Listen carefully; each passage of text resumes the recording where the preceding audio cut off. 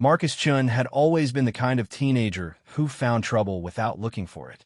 At 17, he was tall and lanky, with perpetually messy black hair and a habit of asking questions that made his teachers uncomfortable. His curiosity had gotten him detention more times than he could count, but it had also led him to discover things others missed. Today, that curiosity would change everything. The abandoned construction site on the outskirts of Denver had been sealed off for months after workers claimed to hear strange humming sounds coming from underground. The city blamed it on old gas lines, but Marcus had done his research.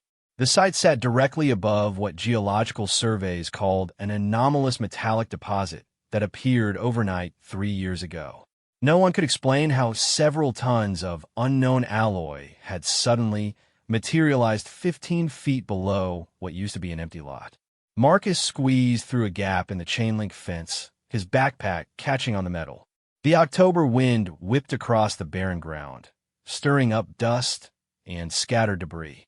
Construction equipment sat abandoned like sleeping giants, their metal frames already showing signs of rust. But Marcus wasn't interested in the machinery. He was here for the hole. The excavation pit yawned before him, about 30 feet wide and 20 feet deep. Emergency lighting had been installed around the perimeter, casting harsh shadows into the depths. At the bottom, Marcus could see where the workers had been digging before they abandoned the site. The earth looked wrong somehow, too smooth and geometrically precise, as if something had carved perfect channels through the soil. Marcus pulled out his phone and activated the flashlight. The beam cut through the growing darkness as he made his way down the makeshift wooden ramp the construction crew had left behind. Each step echoed strangely, as if the sound was being absorbed by something below. At the bottom of the pit, the humming was unmistakable. It was low and rhythmic, like a heartbeat made of electricity. Marcus followed the sound to where the workers had exposed a section of the metallic deposit. The material gleamed dully in his phone's light, its surface covered in intricate patterns that seemed to shift when he wasn't looking directly at them. The metal felt warm when he touched it, despite the October chill. The humming grew stronger, and Marcus could swear he felt vibrations traveling up his arm from the contact point. He traced the patterns with his fingers, noting how they seemed to form some kind of language or mathematical sequence.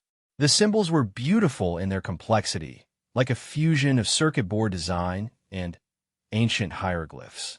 Then, his finger found a depression in the metal, perfectly shaped to fit a human hand. The moment Marcus placed his palm against the handprint, the world exploded into light and sound. The humming became a roar, and the metal beneath his hand grew hot enough that he should have pulled away. But he couldn't move. Energy poured through him, and suddenly, his mind was filled with images that weren't his own. He saw vast ships moving between stars, their hulls gleaming with the same material he now touched. He saw beings of impossible beauty and grace, tall and elegant, with skin that seemed to contain starlight. He saw worlds beyond counting, some lush and green, others crystalline deserts under alien suns. And he saw war. The conflict stretched across galaxies. The elegant beings who called themselves the Astery fought against something that defied description. The enemy was darkness given form, corruption that spread like a virus from star system to star system. Where it touched, life withered and died. Planets became husks. Entire civilizations vanished overnight. The Astery were losing. In desperation, they had scattered their most powerful artifacts across the galaxy, hiding them on worlds the darkness had not yet found. Each artifact contained a fragment of their technology and knowledge, waiting for worthy beings to claim them. They had hoped other species would rise to take their place, to continue the fight they could no longer win. Earth had been chosen as one such hiding place. The visions faded, leaving Marcus gasping on his knees beside the metal deposit. But the handprint had changed. What had been a simple depression was now a complex mechanism, panels sliding apart to reveal a chamber within. And floating in that chamber, suspended by forces he couldn't understand, was a sword. It was beautiful and terrible at the same time. The blade was about 3 feet long, made of the same strange metal as the deposit, but somehow more refined. It seemed to contain light, as if stars had been forged into its structure. The crossguard was elegant and simple, while the grip was wrapped in material that looked like woven moonbeams. At the pommel sat a crystal that pulsed with inner fire. When Marcus reached for the weapon, it flew to his hand as if it belonged there. The moment his fingers closed around the grip, knowledge flooded his mind. Not visions this time, but understanding. He knew the sword's name, Stellarum, the star-forged blade. He knew its purpose, to cut through the corruption that devoured worlds. And he knew its price. Whoever wielded it would be forever changed, becoming something more and less than human. But with the knowledge came responsibility. The darkness the Astery had fought was not gone. It had been dormant, waiting, gathering strength. Soon it would move again, and when it did, Earth would be in its path. The Astery artifacts scattered across the galaxy were awakening, calling to potential champions. Some would answer that call with heroism. Others would fall to corruption or fear. Marcus was the first. As Stellarum settled into his grip, he felt the weapon's power flowing through him. His muscles strengthened, his reflexes quickened, and his senses expanded beyond human limits. He could hear the whisper of wind through grass 3 blocks away. He could see heat signatures in the darkness. He could smell the fear of a rabbit hiding beneath a discarded tire 20 feet away. But the greatest change was in his mind. The sword didn't just make him stronger, it made him smarter. Complex mathematical equations that would have baffled him yesterday now seemed as simple as basic arithmetic. He understood principles of physics that human science had yet to discover. And underlying it all was a growing awareness of the vast universe beyond Earth's atmosphere, of the countless worlds where the ancient war between light and darkness would soon resume. Marcus climbed out of the pit on legs that no longer felt entirely his own. The sword had vanished, but he could feel it existing somewhere just beyond normal space, waiting for his call. His reflection in his phone's black screen showed eyes that now held flecks of starlight, and when he concentrated, he could make those flecks glow. He was no longer entirely human, but he was something more. The walk home took him through downtown Denver, past coffee shops and restaurants where people live their normal lives, unaware that everything was about to change. Marcus envied them their ignorance, even as he accepted his new burden. In a few days, maybe weeks, the first signs would appear. Strange ships in the sky, unexplained phenomena, the return of an enemy that had devoured civilizations when Earth was still cooling from its formation. And when that happened, Marcus would be ready. His house looked exactly as he had left it that morning, a modest 2-story building in a neighborhood that had seen better days. His mother's car was in the driveway, which meant she was home from her double shift at the hospital. His father's pickup was absent, meaning he was still at the construction site across town, working late as usual. Everything was normal and familiar and safe. Marcus paused at the front door, his hand on the knob. Once he went inside, once he returned to his human life, the charade would begin. He would have to pretend to be the same teenager who had left that morning, while hiding the fact that he now carried the fate of the galaxy on his shoulders. He would have to go to school, do homework, and worry about normal teenage problems while preparing for a war that would determine whether humanity survived its first contact with alien life. The weight of that responsibility should have crushed him. Instead, as Stellarum whispered reassurance from its dimensional hiding place, Marcus found himself smiling. For the first time in his life, he knew exactly who he was supposed to be. He opened the door and stepped inside, ready to begin the most difficult performance of his life, pretending to be normal while preparing to save the world. Inside, his mother was cooking dinner, and the smell of her famous lasagna filled the air. She looked up when he entered, her tired face brightening with a smile that reminded him why Earth was worth protecting. "How was school?" she asked, the same question she asked every day. "Normal," Marcus replied, and wondered if he would ever be able to say that honestly again. But as he helped her set the table and listened to her talk about her day, he realized that normal was exactly what he was fighting to preserve. The simple, beautiful ordinariness of human life was what made his new burden bearable. Every laugh, every shared meal, every moment of connection between people was a victory against the darkness that sought to devour everything. The ancient Astery had fallen because they had forgotten what they were fighting for.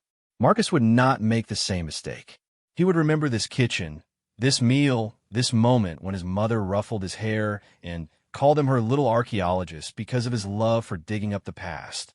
He would remember, and when the time came to draw Stellarum against the forces of oblivion, he would fight not just for the galaxy, but for the right of every being in it to have quiet moments like this one.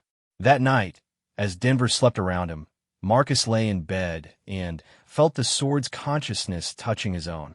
Through their connection, he could sense other artifacts awakening across the galaxy. On a water world orbiting a binary star, someone had just claimed an Astery shield that could deflect any attack. In the rings of a gas giant, miners had discovered armor that could survive the death of stars. On a space station near the galactic core, a being of pure energy had merged with an Astery data core containing the knowledge of 1,000,000 civilizations. The champions were awakening, but so was their enemy. In the dark spaces between galaxies, something ancient and hungry stirred. The corruption that had devoured the Astery homeworld since the activation of the artifacts it had spent millennia hunting. Its attention turned toward the spiral arm, where a small blue world orbited an unremarkable yellow star, where a human teenager had just claimed a weapon forged before his species had learned to use fire. The war was about to begin again, and this time, humanity would be at its center.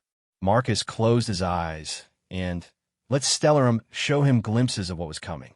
Massive ships emerging from hyperspace, beings of shadow and hunger descending on unprepared worlds. The choice every species faced when confronted with an enemy that offered only consumption or corruption. But he also saw hope. He saw humans standing alongside aliens he couldn't yet name, united in defiance against the dark. He saw Earth's children spreading to the stars, carrying with them the stubborn courage that had let them survive ice ages and world wars. He saw a future where the galaxy blazed with life instead of dying in shadow. It was a future worth fighting for, and Marcus Chun, no longer entirely human but not yet something else, fell asleep planning how to make it real. In his dreams, stars sang battle songs, and a sword made of crystallized starlight waited for its first taste of war. #Ancient Alien Blade. Story Part 2. The first sign came 3 days later, during Marcus's chemistry class. He was trying to focus on Mr. Peterson's explanation of molecular bonds when Stellarum whispered a warning in the back of his mind.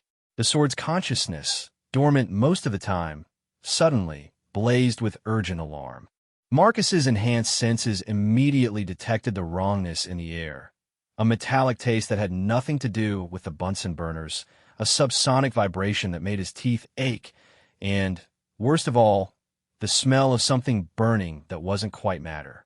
Other students began to notice something was wrong when the fluorescent lights started flickering in patterns that seemed almost like Morse code. Then Jenny Martinez, who sat 2 rows over, pointed out the window and screamed. Hanging in the afternoon sky above Denver was a ship. It wasn't like anything from human science fiction. No sleek curves or intimidating angular designs. Instead, it looked organic, like a massive jellyfish made of dark metal and pulsing veins of sickly yellow light. Tendrils hundreds of feet long drifted from its central mass, and where they touched the clouds, the water vapor turned black and began to rain down as an oily substance that ate through whatever it touched.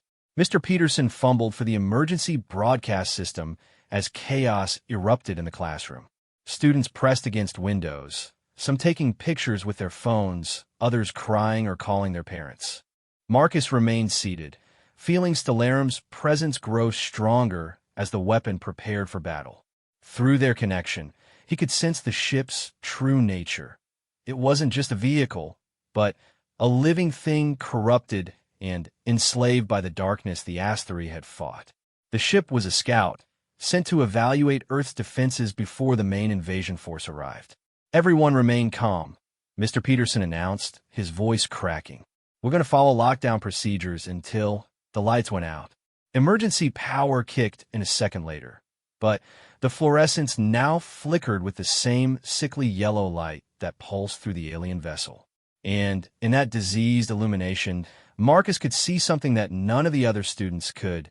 Tendrils of corruption seeping through the walls like smoke, tasting the air, searching for something specific. They were searching for him. The darkness knew an Astery artifact had awakened on this world, and it would not rest until it found Wielder. Marcus realized with cold certainty that staying here would doom everyone in the school. The corrupted ship would keep searching, and when it found him, it would consume every human in the building to ensure its mission succeeded. Marcus stood up, drawing startled looks from his classmates. I have to go, he said, his voice steady despite the chaos around him. Sit down, Chun, Mr. Peterson snapped. Nobody's going anywhere until we get the all clear. But Marcus was already moving toward the door. As he walked, he could feel Stellarum responding to his need, existing just a thought away from manifesting in his hands. The sword's power flowed through him, enhancing his speed and strength beyond human limits, while his enhanced senses painted a detailed picture of the corruption spreading through the building. He could smell the fear of 600 students and staff members. He could hear heartbeats accelerating in panic. He could taste the metallic wrongness of the alien influence seeping into their reality. And beneath it all, he could sense the ship's attention focusing on his location like a spotlight of hunger. Marcus reached the classroom door and paused, looking back at his classmates one last time. Jenny Martinez was still at the window, filming the ship with her phone. Tommy Brennan was trying to call his mom.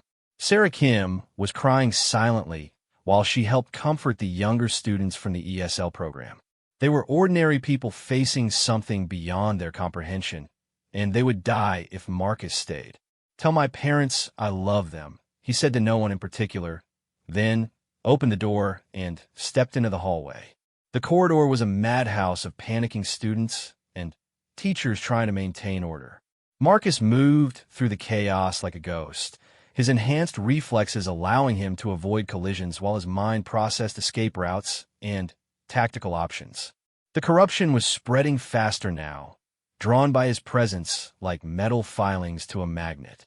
Black tendrils seeped through lockers and door frames, leaving trails of that same oily substance that ate through metal and plastic with equal appetite. Marcus reached the main exit just as the first tendril found him. It shot out of the wall beside the door like a striking snake, aiming for his chest.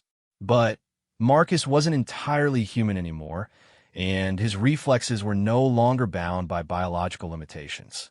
He twisted aside, and in the same motion, called Stellarum into existence. The sword materialized in his grip with a sound like crystal bells, its blade blazing with starlight that drove back the diseased yellow glow. The tendril struck the blade, and recoiled with a shriek that existed on frequencies human ears couldn't detect. Where Stellarum's edge had touched it, the corruption burned away like mist before flame. More tendrils erupted from the walls, ceiling, and floor, converging on Marcus with predatory hunger. But the teenager was no longer thinking like a human. The sword's consciousness merged with his own, granting him tactical knowledge accumulated over eons of warfare. He moved like water between the attacks, Stellarum carving brilliant arcs through the air as he severed each tendril with precision strikes. The corrupted ship above the school responded to its scout tendrils being destroyed. The sickly yellow light pulsing through its body shifted to angry red, and the oily rain began falling harder. But more importantly, Marcus could sense its attention shifting away from the building and focusing entirely on him. Good. That was exactly what he wanted. Marcus burst through the school's front entrance and into the parking lot, where the real chaos was beginning. Cars sat abandoned as their owners fled on foot, their engines dead and their electronics fried by whatever field the ship was projecting. The few people still visible were running for cover as the oily rain intensified, leaving smoking craters where it hit concrete and asphalt. Above him, the corrupted vessel began to descend. Up close, it was even more horrific than it had appeared from the classroom window. The ship's surface writhed with organic components that had been fused with mechanical systems through processes that violated every natural law Marcus could comprehend. Eyes the size of satellite dishes tracked his movement, while mouths large enough to swallow buses opened and closed in patterns that might have been breathing or might have been screaming. Stellarum pulsed in Marcus's hand, its crystalline core blazing brighter as the sword prepared for its first real battle in millennia. Through their connection, Marcus felt the weapon's eagerness to face an enemy it had been forged to destroy. But he also felt its concern. He was still new to its power, untrained in the techniques needed to fight beings that existed partially outside normal space-time. The ship's first attack came without warning. A beam of concentrated corruption lanced down from one of its eyes, aimed at vaporizing Marcus where he stood. But the teenager was already moving, guided by instincts that weren't entirely his own. He rolled aside as the beam struck the ground where he had been standing, leaving a crater that glowed with the same sickly light as the ship's hull. Marcus came up from his roll and leaped impossibly high, Stellarum's power launching him nearly 50 feet into the air. For a moment, he hung suspended in space, level with the ship's lowest appendages, and in that instant he struck. The sword's blade passed through one of the massive tendrils like it was made of paper. The severed appendage fell to earth with a wet, meaty sound, while the wound in the ship burned with clean white fire that spread along its surface like a living thing. The creature's scream shattered windows for 3 blocks in every direction. Marcus landed hard on the school's roof, his enhanced physiology absorbing the impact that would have shattered human bones. The ship was wounded now, its attention focused entirely on him, which meant the people below had a chance to escape. But Marcus knew he couldn't win this fight through strength alone. The corrupted vessel was simply too large, too heavily armed, and too alien for direct combat to succeed. He needed to be smarter. Through Stellarum's consciousness, Marcus accessed tactical files from 1,000 battles fought across the galaxy. The Asteroid had faced creatures like this before, ships that were part technology and part corrupted biology. They had learned that such vessels always had a controlling intelligence at their core, a central mind that coordinated all their functions. Marcus just had to find it and cut it out. The ship launched another attack, this time sending a swarm of smaller tendrils to wrap around the building and crush it with Marcus still on top. But the teenager was already moving again, running across the roof with speed that blurred his form. He reached the edge and leaped, not down to safety, but up toward the ship itself. Stellarum's power carried him higher than any human could jump, but it wasn't enough to reach the vessel's main hull. Marcus had counted on that. At the apex of his leap, he grabbed one of the attacking tendrils and used it like a rope, swinging himself up toward the ship's underside. The appendage tried to shake him loose, but his enhanced strength let him hold on as he climbed hand over hand toward the central mass. The ship's surface was worse than anything his enhanced senses had detected from a distance. It wasn't just corrupted, it was alive in all the wrong ways. What looked like metal plating from far away revealed itself as some kind of organic armor that wept constantly from pores that shouldn't exist. The mechanical components weren't bolted or welded to the biological parts. They had grown together in configurations that hurt to look at directly. But Marcus didn't need to understand what he was seeing. He just needed to find the mind at the center of it all. He placed his hand on the ship's hull and let Stellarum's senses extend through the vessel structure. The sword could perceive things that existed outside normal space-time, and through it Marcus could map the ship's internal configuration. Past the layers of corrupted armor and diseased machinery, he found what he was looking for, a chamber near the vessel's core where something that had once been an asteroid pilot was kept in eternal torment, its consciousness enslaved to guide the ship for its dark masters. Marcus raised Stellarum high above his head and drove it down into the ship's hull. The blade passed through the corrupted armor like it wasn't there, its edge existing in multiple dimensions simultaneously. But this wasn't an attack meant to damage the ship's structure. This was a surgical strike aimed at something far more important. The sword's point found the enslaved pilot's prison and shattered it with a burst of pure starlight. For an instant, Marcus felt the pilot's consciousness brush against his own, ancient, alien, but unmistakably grateful. Then, the presence faded as eons of suffering finally ended. The effect on the ship was immediate and catastrophic. Without the pilot to guide its systems, the corrupted vessel began to tear itself apart. Organic components tried to grow in directions that defied physics, while mechanical systems operated according to principles that no longer applied. The ship's scream Dopplered into frequencies that made the air itself bleed. Marcus leaped free as the vessel began its death spiral, falling toward the empty parking lot below. Stellarum's power cushioned his landing, but he still hit hard enough to crater the asphalt. Above him, the ship crashed into the football field behind the school, its death throes sending up pillars of that same clean white fire that had marked his sword strike. For a moment, there was silence except for the sound of settling debris and distant sirens. Then, Marcus heard something that made his heart race. Applause.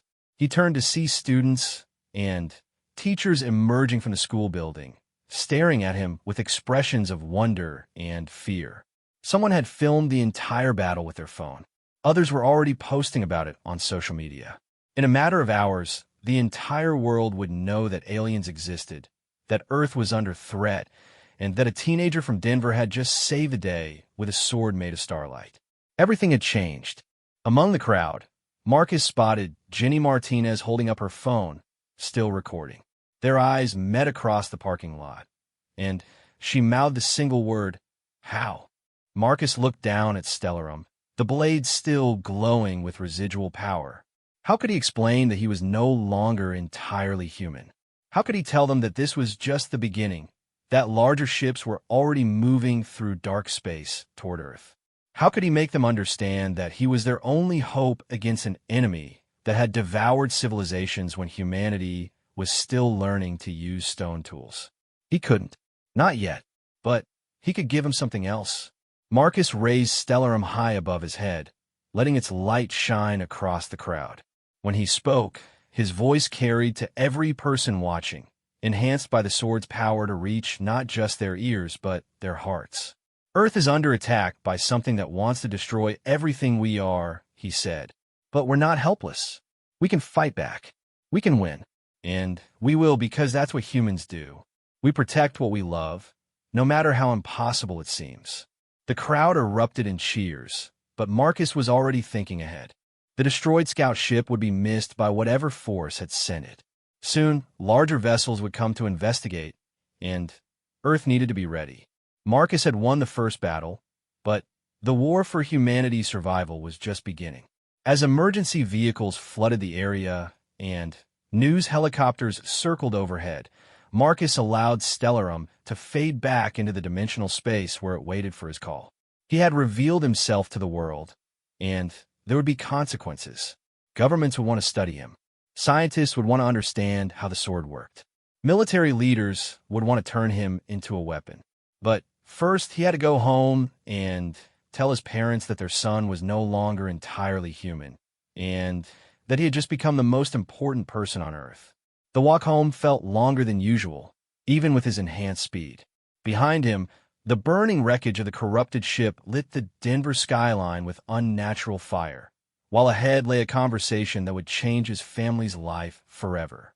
Marcus had claimed an ancient weapon and accepted the responsibility that came with it. Now he had to learn what it truly meant to be humanity's champion in a galaxy where darkness hungered for the light of every inhabited world. The hardest battles, he was beginning to realize, weren't always fought with swords. #Ancient Alien Blade. Story Part 3. The world went insane in the 48 hours following what the media dubbed the Denver incident. Marcus watched the chaos unfold from the relative safety of a military bunker deep beneath NORAD, where he had been taken after government agents surrounded his house within hours of the alien ship's destruction. The official story was that he was being held in protective custody, but the armed guards and locked doors suggested otherwise. On the wall-mounted screens that showed news feeds from around the globe, Marcus could see humanity's first reaction to confirmed alien contact. Stock markets had crashed. Religious leaders proclaimed everything from the end times to a new age of enlightenment. Governments issued conflicting statements about preparedness and defensive capabilities. And everywhere, people gathered in the streets, some celebrating, others demanding answers that nobody could provide. But the most disturbing development was the emergence of what intelligence agencies were calling herald cults, groups of people who claimed to welcome the coming invasion. Within hours of the first news reports, websites appeared promoting the idea that humanity should surrender to the superior beings who had come to elevate Earth.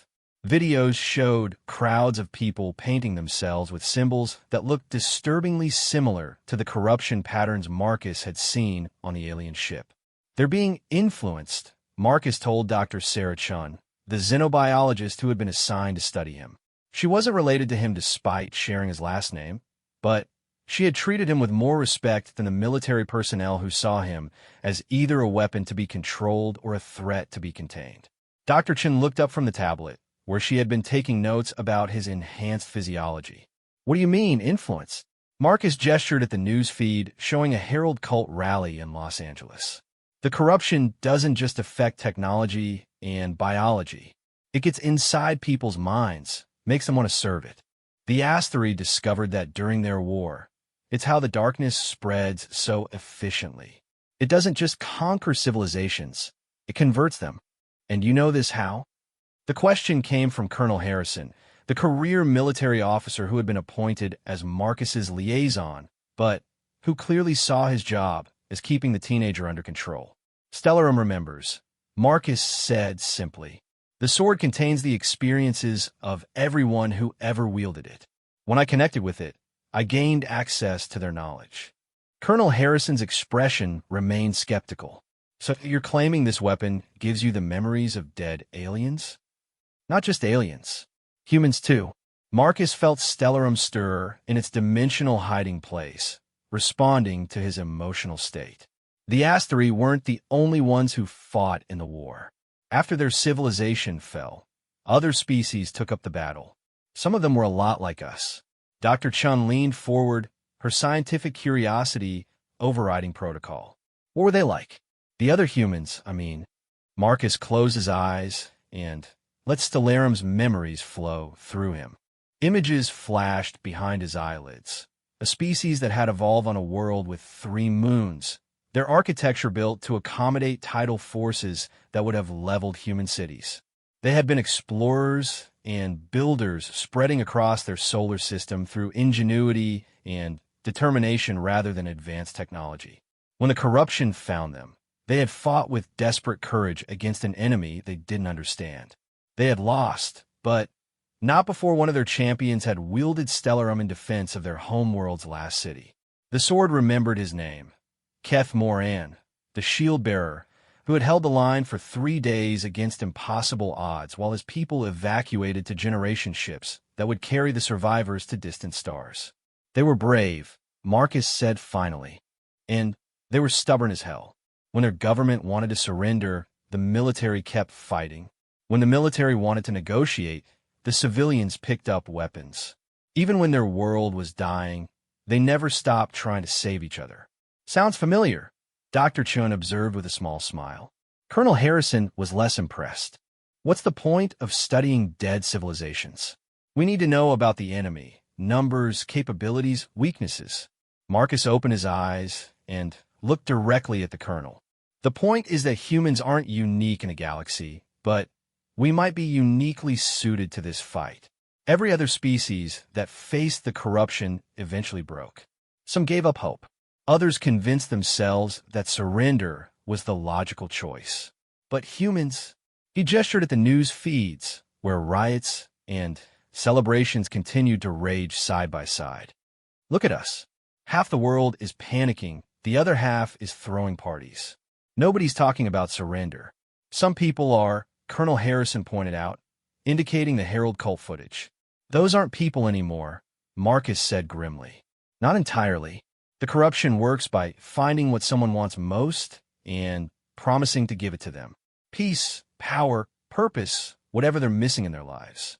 Then, it slowly replaces their original desires with the need to serve the darkness. The people in those cults think they're making a rational choice, but they're actually being digested from the inside out. Dr. Chun paled. How long does the process take? It depends on the individual and how much exposure they've had. But based on what Stellar remembers, we probably have a few weeks before the first converts become completely corrupted. After that, Marcus shrugged. They'll stop being human in any meaningful sense. The room fell silent except for the distant hum of air circulation systems. Finally, Colonel Harrison spoke. How many ships are coming? Marcus reached out with his enhanced senses, feeling for the disturbances in space-time that marked travel through what the asteroid had called the Deep Dark, the space between dimensions where the corruption made its home. What he sensed made his blood run cold. A lot, he said quietly. Maybe 100 ships in the first wave, each one larger than the scout that attacked Denver. And behind them, he paused, trying to comprehend the scale of what was approaching. There's something bigger, much bigger. Stellarum can sense it, but it's still too far away to get details. How long do we have? Dr. Chun asked. Marcus did quick calculations based on the speed at which the corruption could move through the deep dark. 6 weeks, maybe less. Colonel Harrison was already reaching for his secure phone. I need to brief the Joint Chiefs immediately. Dr. Chun, I want a full report on everything this boy has told you. And Marcus, he paused at the bunker door. I hope you're wrong about how many of them are coming. After the colonel left, Dr. Chun continued her examination, but Marcus could see her mind was elsewhere. She took blood samples that revealed cellular structures no human had ever possessed, recorded reaction times that broke Olympic records, and measured brain activity patterns that suggested his neurons were firing in configurations that shouldn't have been possible with baseline human neurology. The sword is changing you, she said finally, reviewing the data on her tablet. Your DNA is still recognizably human, but there are new sequences that don't match anything in our databases. It's like something is rewriting your genetic code in real time. Marcus nodded. The Asteri designed their artifacts to bond with whoever claimed them. The process makes the wielder more effective in combat, but it also means they can never go back to being entirely their original species. Every champion becomes something new. Are you okay with that? The question caught Marcus off guard. Nobody had asked him if he was okay with any of this. Not the transformation, not the responsibility, not the knowledge that he might be humanity's only hope against an enemy that had devoured civilizations across the galaxy. I don't know, he said honestly. I think about my parents, my friends, my life before all this started, and it feels like it belonged to someone else. But when I hold Stellarum, when I feel its power flowing through me, I know I'm exactly where I'm supposed to be. Does that make sense? Dr. Chin smiled sadly. More than you might think. I've spent my whole career studying the possibility of alien life. Now that it's here, everything I thought I knew feels inadequate. She paused, then asked, what would happen if you gave up the sword? Passed it to someone else? Marcus considered the question seriously. Through his connection to Stellarum, he could feel the weapon's willingness to accept a new wielder if he truly wanted to relinquish it. But he could also sense the consequences such a choice would have. The bond would transfer, he said slowly, but the process would probably kill me. And whoever took it would have to start the adaptation from the beginning. By the time they were ready to fight, the first wave would already be here. So you're stuck with it. I chose it, Marcus corrected. And I'd choose it again. Someone has to stand between Earth and what's coming. If it's me, at least I know I'll never stop fighting. Dr. Chun was about to respond when alarms began blaring throughout the bunker. Emergency lights bathed the medical bay in red, and a voice over the intercom announced, all personnel to battle stations. We have multiple unidentified contacts entering Earth's atmosphere. Marcus was on his feet instantly, Stellarum materializing in his hand without conscious thought. Through the sword's enhanced perceptions, he could sense the new arrivals. Not corruption ships this time, but something else entirely. The signatures were strange, but not hostile, carrying traces of technology that seemed familiar yet alien. "They're not here to attack," he said, though he wasn't sure how he knew that. Colonel Harrison's voice crackled over the intercom. "Dr. Chun, bring the boy to the command center immediately."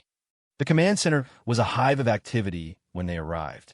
Banks of monitors showed radar tracks of objects descending through Earth's atmosphere at impossible speeds, while communications specialists tried unsuccessfully to establish contact with the newcomers. In the center of it all, a massive holographic display showed Earth surrounded by small craft that moved with grace no human technology could match. 17 ships, reported a technician. They entered atmosphere simultaneously at different points around the globe. No weapons signatures detected, but their propulsion systems are unlike anything in our databases.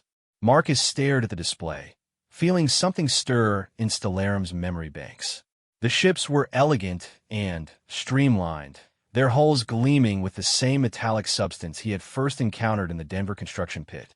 But these vessels showed no signs of corruption. Instead, they radiated a sense of purpose and hope that made his enhanced senses sing with recognition. "They're survivors," he breathed. "What?" Colonel Harrison demanded. "The ships, they're carrying survivors from worlds that fought the corruption. People who escaped before their planets fell." Marcus watched the display with growing excitement. The Astri artifacts weren't just hidden on random worlds.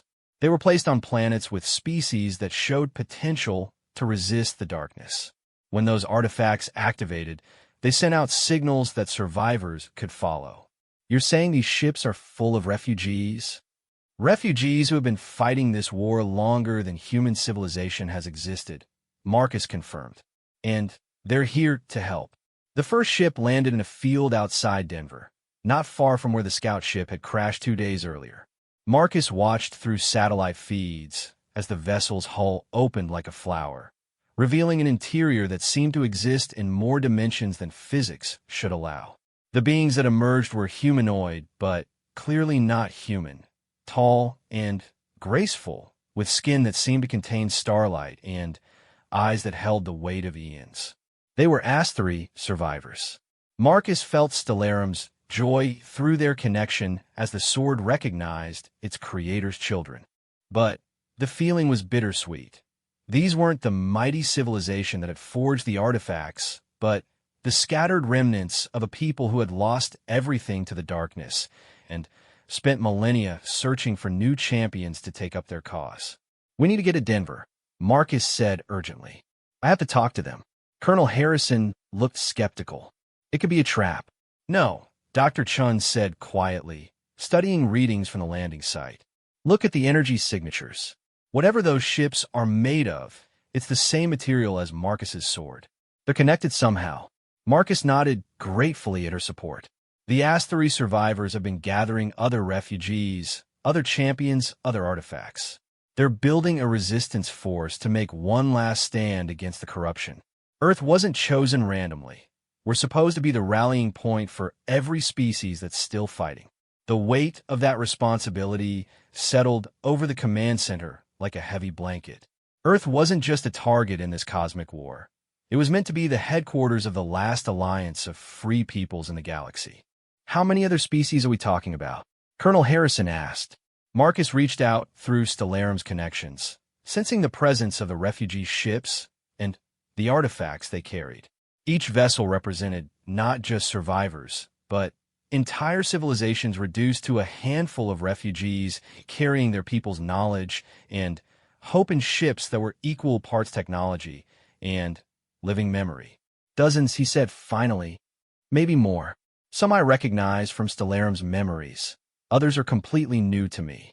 But they all have one thing in common. They never stopped fighting, even when their worlds fell." The command center erupted in activity as reports came in from around the globe.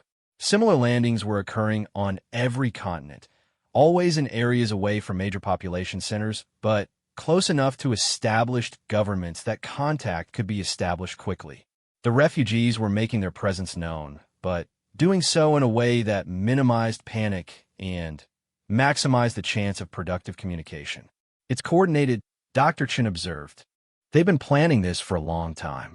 Marcus felt a surge of hope that he hadn't experienced since first claiming Stellarum. For weeks, the weight of being Earth's sole defender had pressed down on him like a mountain.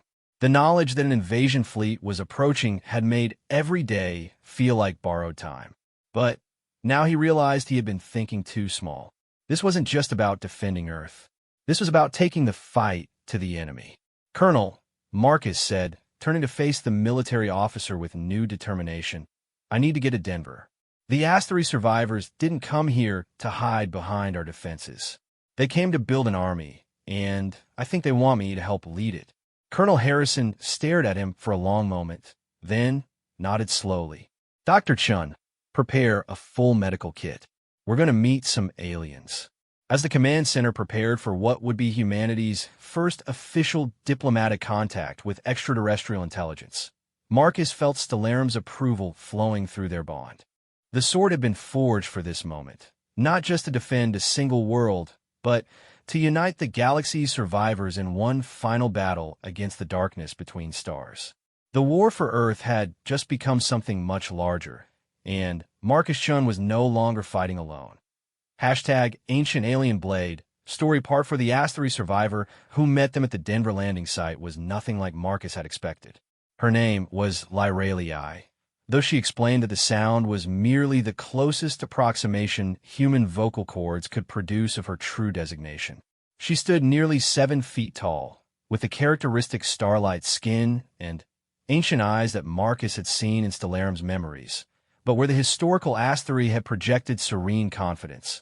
Lyralii carried herself like a warrior who had seen too much war. Scars that seemed to be made of crystallized shadow marked her arms and face, and her movements held the careful tension of someone always ready for battle.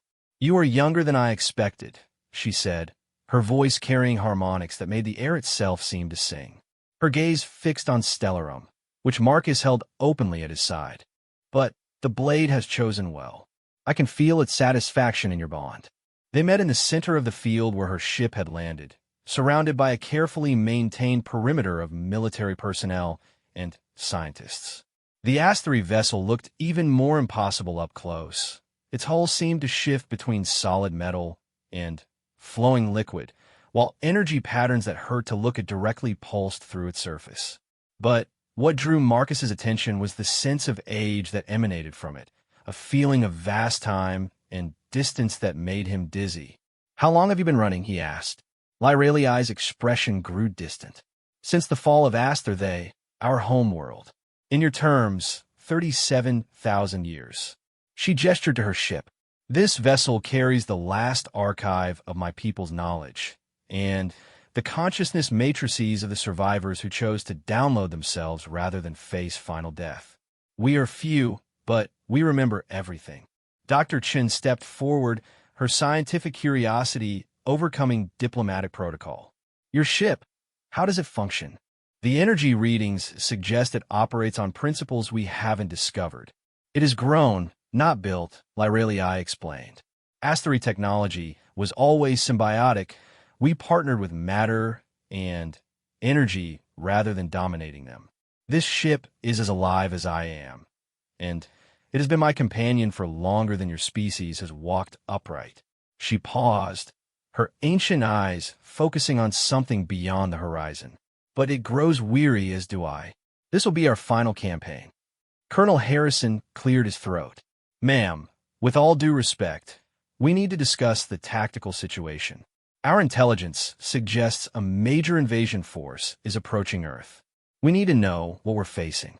Lyralii turned her attention to the military officer, and Marcus felt Stellarum respond to the sudden spike of barely contained power that radiated from the asteroid.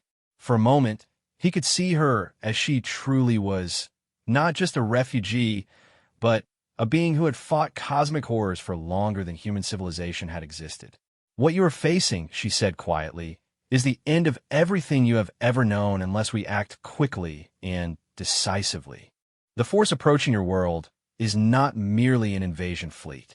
It is a harvester armada, one of the corruption's primary expansion tools. If it reaches Earth, every living being on this planet will be consumed or converted within days. The weight of that statement settled over the group like a physical force. Marcus had known the situation was dire, but hearing it confirmed by someone who had witnessed the fall of entire civilizations made it real in a way that mere speculation hadn't. "How long do we have?" Dr. Chin asked. "The leading elements will arrive in 18 standard days," Lyralii replied. "The main force will follow within another week." Colonel Harrison's face went pale. 3 weeks? That's not enough time to mount any kind of meaningful defense. "You are correct," Lyralii agreed, "which is why we will not be defending Earth." The statement hung in the air like a challenge. Marcus felt Stellarum stir in response to his emotional reaction, the sword's consciousness offering comfort and support as understanding dawned. "We're going to attack first," he said. Lyralii smiled, an expression that transformed her scarred features and made her look momentarily like the Astery of legend. "The boy understands." "Yes, young champion. The corruption expects us to cower behind your world's defenses while it approaches at leisure. Instead, we will strike at the heart of the Harvester Armada while it is still in transit through the deep dark." "That's impossible," Colonel Harrison protested. "We don't have ships capable of interstellar travel, let alone combat in whatever dimension these things operate in." "You do not," Lyralii acknowledged. "But we do. And more importantly, you have something we have been seeking for 37,000 years." Her gaze returned to Marcus and Stellarum, a champion who can wield the Sunforge blade in its full power. Marcus felt a chill run down his spine. "Sunforge blade?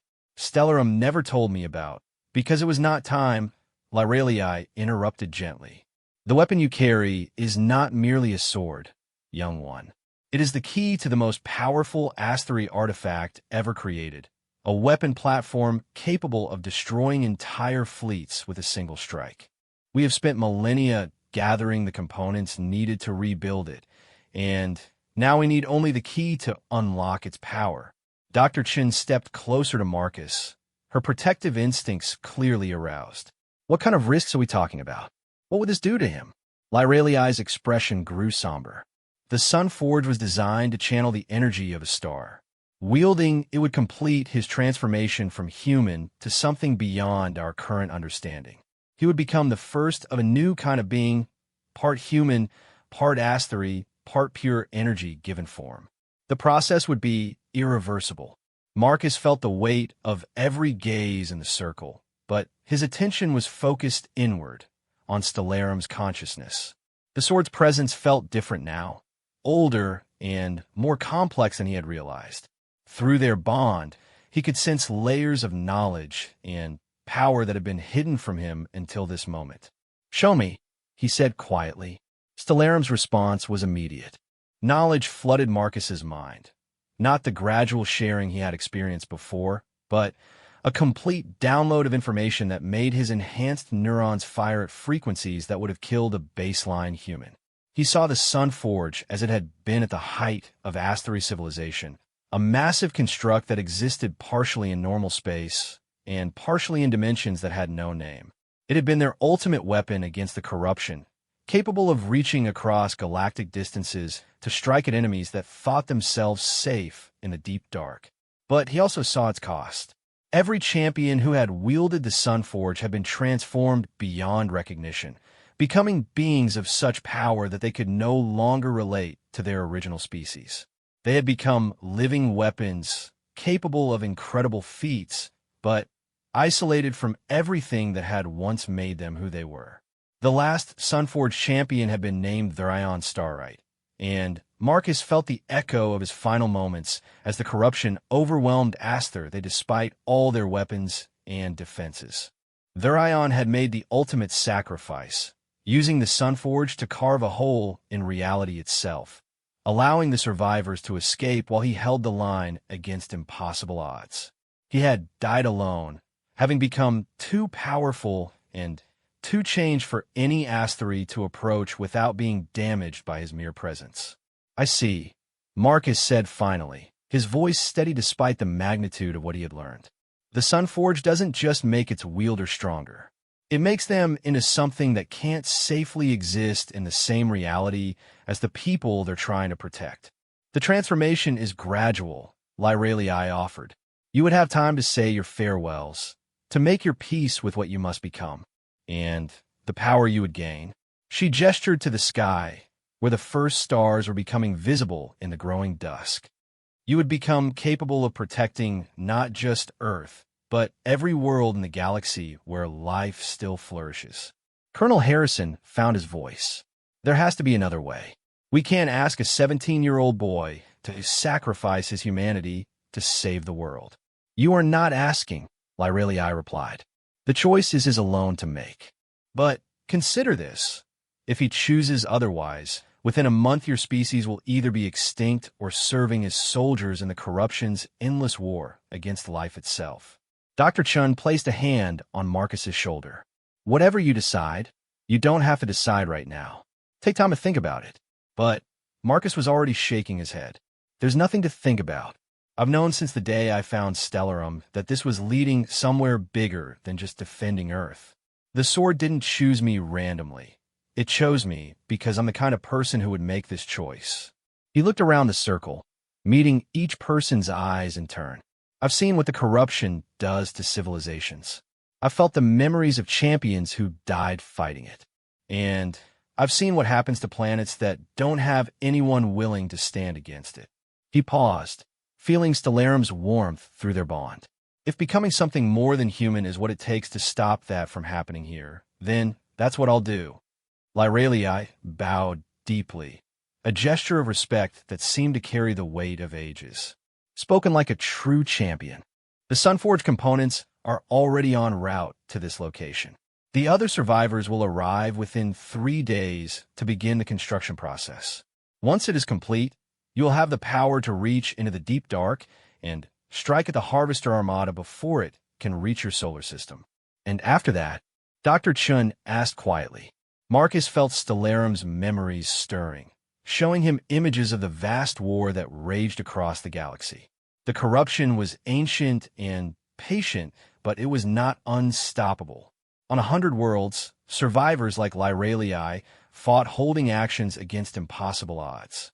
Champions wielding Asteri artifacts led desperate last stands against fleets that blotted out stars. Somewhere in the galactic core, rumor spoke of an alliance of species that had actually managed to push the corruption back from their territory. After Earth is safe, Marcus said, I go to war. The corruption has been spreading unchecked for too long, and it's time someone pushed back.